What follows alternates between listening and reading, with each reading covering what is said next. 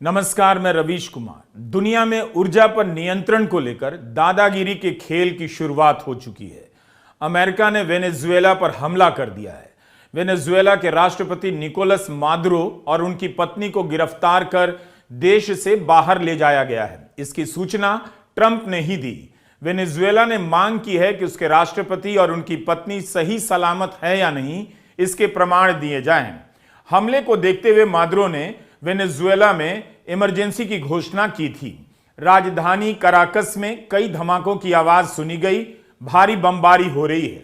राजधानी के अलावा दूसरे शहरों के आसमान में अमेरिकी वायुसेना के विमान और हेलीकॉप्टर उड़ान भर रहे हैं। यह हमला उस समय हुआ जब चीन के विशेष दूत वेनेजुएला की राजधानी में थे। हमले से पहले 3 घंटे तक राष्ट्रपति मादुरो ने चीन के दूतों के साथ बातचीत भी की। उनके रहते अमेरिका ने हमला किया। क्या अमेरिका चीन को कोई संदेश दे रहा है? चीन इसका कोई जवाब देगा? वेनेजुएला से सबसे अधिक ईंधन की सप्लाई, कच्चे तेल की सप्लाई चीन को होती है। सबकी नजर इस बात पर होगी कि वेनेजुएला पर कंट्रोल करने के बाद ट्रंप चीन को होने वाली सप्लाई के बारे में क्या फैसला करते हैं और चीन जवाब में क्या करता है। अमेरिका ने वेनेजुएला पर हमला कर चीन को बड़ी चुनौती तो दी है। चीन ने संयम की अपील की है और रूस ने निंदा की है। रूस ने कहा है वेनेजुएला उसका दोस्त है, उसका साथ नहीं छोड़ेगा। चीन ने भी हमले से पहले वेनेजुएला को सपोर्ट करने का वादा किया था। तो क्या अब करेगा? वेनेजुएला की मदद के लिए चीन अमेरिका के खिलाफ मैदान में उतरेगा या चुपचाप बयान देकर किनारे हो जाएगा? राष्ट्रपति डोनाल्ड ट्रंप ने इस हमले की पुष्टि करते हुए लिखा है, अमेरिका ने वेनेजुएला के खिलाफ एक कामयाब और व्यापक स्ट्राइक पूरी की है। वेनेजुएला के राष्ट्रपति निकोलस मादुरो और उनकी पत्नी को हिरासत में लिया गया, उन्हें देश के बाहर ले जाया जा रहा है। ट्रंप ने यह भी कहा कि कुछ घंटे के बाद प्रेस कॉन्फ्रेंस करेंगे। दुनिया भर में और अमेरिका में इस कदम को लेकर तरह तरह के बयान दिए जा रहे हैं, आलोचना हो रही है और चुप्पी साधी जा रही है। कहा जा रहा है कि ट्रंप को यह लेक्चर अब नहीं देना चाहिए कि दुनिया को नियमों के आधार पर चलना चाहिए। वेनेजुएला ने अपनी तरफ से ऐसा कुछ भी नहीं किया, फिर भी अमेरिका ने हमला किया। वेनेजुएला पर हमले के बाद अमेरिका में यह बात भी कही जा रही है कि अब अगर चीन ताइवान पर कब्जा कर ले या तख्ता पलट करे वहां, या रूस यूक्रेन पर कब्जा कर ले, तब अमेरिका क्या कहेगा, किस आधार पर विरोध करेगा। अगले कुछ दिनों में साफ होगा कि अमेरिका वेनेजुएला पर कब्जा करता है या अपना पिट्ठू वहां बिठा देता है, या वहां की जनता और सेना अमेरिका के विरोध में सड़कों पर उतरती है और जंग लड़ती है। 2002 में जब ह्यूगो चावेज को तख्ता पलट से हटाया गया, तब वेनेजुएला की जनता ने भयंकर प्रतिरोध किया, मांग की चावेज को वापस पदस्थापित किया जाए, करना पड़ा। हम इसके बारे में आगे बात करेंगे कि कैसे अमेरिका और वेनेजुएला एक दूसरे के साथी भी रहे और किस तरह दोनों के रास्ते अलग होते चले गए। अगर वेनेजुएला पर अमेरिका का कंट्रोल हो जाता है तो बहुत तेजी से दुनिया भर में सत्ता का संतुलन बदल सकता है। उसमें उतार चढ़ाव का तूफान आएगा, क्योंकि वेनेजुएला में ही दुनिया का सबसे बड़ा तेल रिजर्व है। इस पर कब्जे के बाद ऊर्जा की सप्लाई चेन और राजनीति में अमेरिका की स्थिति बदल सकती है। सबसे पहले तेल की सप्लाई के लिए खाड़ी के देशों पर अमेरिका की निर्भरता कम हो जाएगी। इस बात को ईरान पर होने वाले भावी हमलों से भी जोड़कर देखा जा रहा है कि ट्रंप वेनेजुएला को कंट्रोल कर अमेरिका के लिए ईंधन की सप्लाई सुनिश्चित करेंगे और ईरान को लेकर निर्णायक लड़ाई कर सकते हैं। बड़ा सवाल यह भी है कि सऊदी अरब चीन को सबसे अधिक कच्चे तेल की सप्लाई करता है। यमन में जो हमला हो रहा है उसे भी इसी से जोड़कर देखा जा रहा है। वेनेजुएला से भी चीन में सप्लाई होती है। ट्रंप चाहते थे कि वेनेजुएला यह सप्लाई रोक दे। क्या ट्रंप खुद वेनेजुएला से चीन की सप्लाई बंद कर देंगे? तब चीन क्या करेगा? चीन भले ही ट्रंप के बहकावे में नहीं आता, ना कभी अमेरिका से लड़ने की चुनौती को स्वीकार करता है, मगर पीछे भी नहीं हटता। वेनेजुएला पर कब्जे के बाद अगर ईंधन की सप्लाई चीन को रोक दी गई, तब चीन क्या करेगा? बार बार यह सवाल कई चर्चाओं में आ रहा है।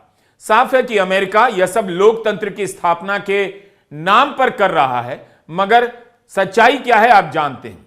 ऊर्जा संसाधनों पर अपना वर्चस्व कायम करना चाहता है, सबको दिख रहा है। इसलिए देखने की बात होगी कि ईरान की तरह क्या वेनेजुएला अमेरिका का विरोध कर पाएगा। अगर वहां जंग हुई, प्रतिरोध हुआ, तो अमेरिका लंबे समय के लिए वेनेजुएला में फंस भी सकता है और वहां जो हुआ है उसका असर लैटिन अमेरिका तक ही सीमित नहीं रहेगा। खुद को शांति का प्रेसिडेंट कहने वाले ट्रंप ने अपने ही पड़ोसी देश पर हमला किया है। अपने रक्षा मंत्रालय का नाम इन्होंने युद्ध मंत्रालय कर दिया। इससे पहले अमेरिका ने इस्राएल की मदद के लिए ईरान के परमाणु ठिकानों पर हमला किया।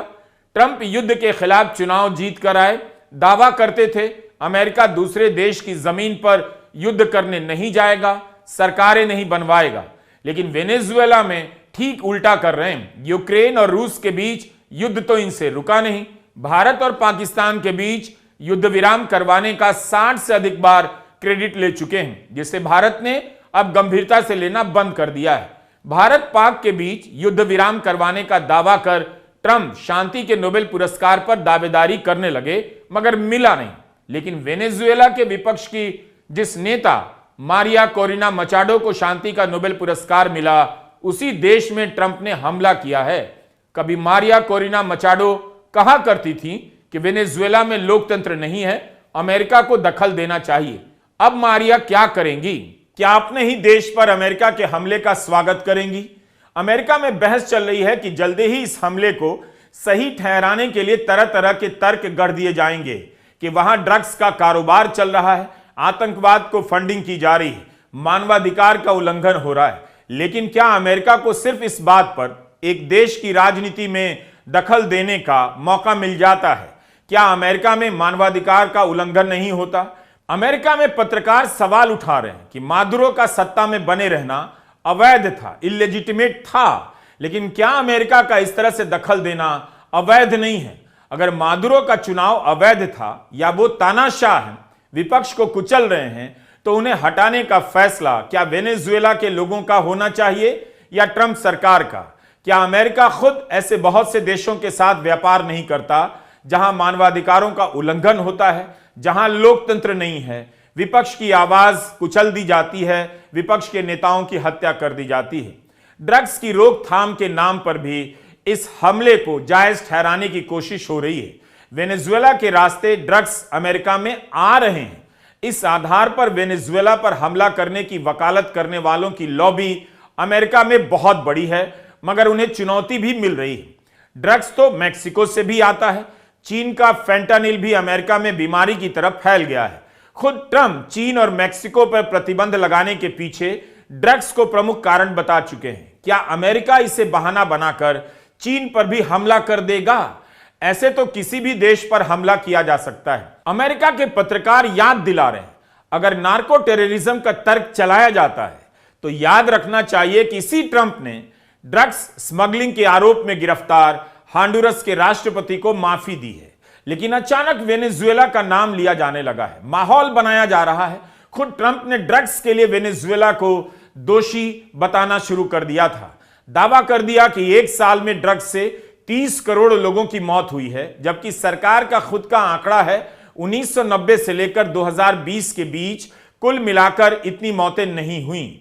पत्रकार ग्लेन ग्रीनवॉल्ड ने अपने कार्यक्रम में सरकारी डेटा का विश्लेषण कर दिखाया है कि अमेरिका में ड्रग्स से होने वाली मौतों में वेनेजुएला से आने वाले नशीले पदार्थों की भूमिका सबसे कम है। सबसे अधिक मौतें फेंटानिल से होती हैं जो चीन से आता है। वेनेजुएला को ड्रग्स से होने वाली मौतों से जोड़ना वैसा ही है जैसे सद्दाम हुसैन को वेपन्स ऑफ मास डिस्ट्रक्शन रखने का आरोपी बताया गया, जबकि वह झूठ निकला। अगर वेनेजुएला में लोकतंत्र की बहाली की दलील दी जा रही है तो लोकतंत्र में ट्रंप की आस्था कितनी है, यह भी देखने की बात कही जा रही है। सवाल उठ रहा है कि वेनेजुएला पर हमले के लिए ट्रंप ने कांग्रेस से मंजूरी नहीं ली। ट्रंप कहते रहे अमेरिका के हेल्थ केयर के लिए पैसे नहीं हैं और दूसरे देश पर हमला करने चले जाते हैं।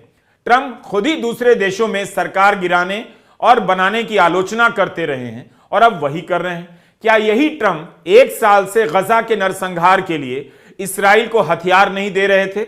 एक हाथ से युद्ध विराम के कागज पर दस्तखत करते हैं और दूसरे हाथ से हथियार भेजते हैं। अभी भी इस्राएल गजा में मानवीय सहायता नहीं पहुंचने दे रहा है। क्या ट्रंप नेतन्याहू पर दबाव बना पाए? नेतन्याहू को हिरासत में लेने की हिम्मत रखते हैं? साफ है कि नहीं रखते हैं। वेनेजुएला ने मांग की है कि संयुक्त राष्ट्र परिषद की इमरजेंसी बैठक बुलाई जाए, लेकिन अब सुरक्षा परिषद को कौन पूछता है, उसकी क्या अहमियत रह गई है। यूरोपियन यूनियन ने कहा है कि वहां के राष्ट्रपति मादुरो को वैधानिकता हासिल नहीं है, उन्हें शांतिपूर्ण तरीके से हटाया जाना चाहिए, संयुक्त राष्ट्र के चार्टर का पालन होना चाहिए। मतलब यही हुआ, ईयू कुछ नहीं कहेगा करेगा, अमेरिका जो करना चाहता है करता रहे, हम भी कुछ बयान देते रहेंगे। हमले के बाद मादुरो की सरकार ने बयान जारी किया, कहा काराकस के अलावा भी कुछ राज्यों में हमले हुए हैं। वेनेजुएला ने अंतर्राष्ट्रीय शांति की कोई परंपरा नहीं तोड़ी। सरकार ने अमेरिका पर आरोप लगाया कि हमला इसलिए हुआ ताकि वेनेजुएला के तेल और खनिज कब्जे में ले लिए जाएं। अमेरिका के ऐसे प्रयास कामयाब नहीं होंगे, उसका झूठ नहीं चलेगा, उसका इतिहास सबको पता है। वेनेजुएला के रक्षा मंत्री ने कहा कि नागरिक इलाकों में भी हमले हुए हैं और सरकार मरने वालों और घायलों की जानकारी जुटा रही है। उनका बयान है कि वेनेजुएला विदेशी सेनाओं की मौजूदगी का विरोध करेगी। कोलंबिया के राष्ट्रपति गुस्तावो पेत्रो ने नागरिक इलाकों में हुए हमले का एक वीडियो ट्वीट किया है। लिखा है कि आम नागरिकों पर हमला हुआ है। उन्होंने संयुक्त राष्ट्र की बैठक बुलाने की मांग की है और वेनेजुएला के बॉर्डर पर तैनाती का ऐलान किया है। इस हमले में वेनेजुएला के भीतर किस तरह की तबाही आई है, अभी इसकी कोई व्यापक सूचना नहीं है। वेनेजुएला के संविधान के अनुसार राष्ट्रपति के बाद उपराष्ट्रपति के पास सत्ता जा सकती है। अमेरिका ने कभी भी मादुरो को मान्यता नहीं दी और वहां का विपक्ष उनकी जगह निर्वासित राजनेता एडमुंडो गोंजालेस को राष्ट्रपति मानता रहा है। अमेरिका और वेनेजुएला के बीच कई दिनों से तकरार चलती आ रही है। ट्रंप लगातार वेनेजुएला के राष्ट्रपति के खिलाफ बोल रहे हैं। लंबे समय से अमेरिका कैरेबियन में अपनी सेना को तैनात कर रहा था। वेनेजुएला के छोटे जहाजों पर हमले शुरू हो चुके थे। अमेरिका कहता रहा कि इन जहाजों से ड्रग्स की तस्करी हो रही है। न्यूयॉर्क टाइम्स के अनुसार 2 सितंबर 2025 के बाद से अमेरिका ने इस तरह के 35 हमले किए, जिनमें 105 से अधिक लोग मारे गए। सवाल उठ रहा है कि अमेरिका ने अवैध तरीके से हमले किए हैं और लोगों को मारा है, मगर ट्रंप प्रशासन का कहना है युद्ध के नियमों के तहत ही उसने कार्रवाई की है, क्योंकि ड्रग्स कार्टेल के खिलाफ उसका जंग जारी है। 30 नवंबर को पीट हेग्सेथ ने अपने ट्विटर हैंडल पर यह कार्टून पोस्ट किया। कार्टून कैरेक्टर फ्रैंकलिन को अमेरिकी सेना के हेलीकॉप्टर में मिसाइल के साथ दिखाया गया। वो छोटी छोटी नावों पर रॉकेट दाग रहा है, जिनमें कुछ सामान लदा है। ऊपर लिखा है फ्रैंकलिन नार्को टेररिस्ट पर हमला कर रहा है। इसी तरह फिल्मों और मीडिया की बहसों से माहौल बनाया जाता है। इराक पर हमले के पहले इसी तरह माहौल बनाया गया। हमले के पहले हमले की वजहों को जनता के मन में स्थापित कर दिया जाता है। हमने शुरू में कहा था, क्या वेनेजुएला ट्रंप की सेना का विरोध कर पाएगा? क्या 2002 की तरह वहां की जनता अपने राष्ट्रपति मादुरो के बचाव में उतरेगी, उनकी सत्ता में वापसी की मांग करेगी? किस्सा यह है कि 1998 में कम्युनिस्ट नेता ह्यूगो चावेज की वहां सरकार बनी। इसके पहले तक वेनेजुएला और अमेरिका मित्र राष्ट्र थे। अमेरिका ने वेनेजुएला को हथियार दिए, F-16 सीरीज के लड़ाकू विमान दिए और बदले में वेनेजुएला ने अमेरिका को कच्चे तेल भी दिए। 70 के दशक में जब वेनेजुएला ने तेल रिजर्व का राष्ट्रीयकरण किया, तब अमेरिका की तेल कंपनियों को $1 अरब का हर्जाना दिया गया। यही नहीं, दक्षिण अमेरिका में जब अमेरिका तख्ता पलट कर रहा था वहां के देशों में, तब वेनेजुएला अमेरिका का साथ दे रहा था। आज खुद अमेरिका का शिकार हो गया।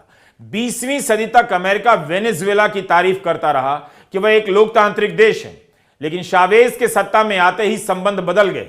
2002 में चावेज के खिलाफ वहां बगावत हुई, उन्हें गिरफ्तार किया गया, लेकिन जनता ने वहां बहुत बड़ा विद्रोह कर दिया, जिसके दबाव में चावेज को सत्ता वापस सौंपनी पड़ी। चावेज ने इन सब के लिए बुश प्रशासन पर आरोप लगाया कि अमेरिका तख्ता पलट कर रहा है, मगर अमेरिका ने इनकार किया।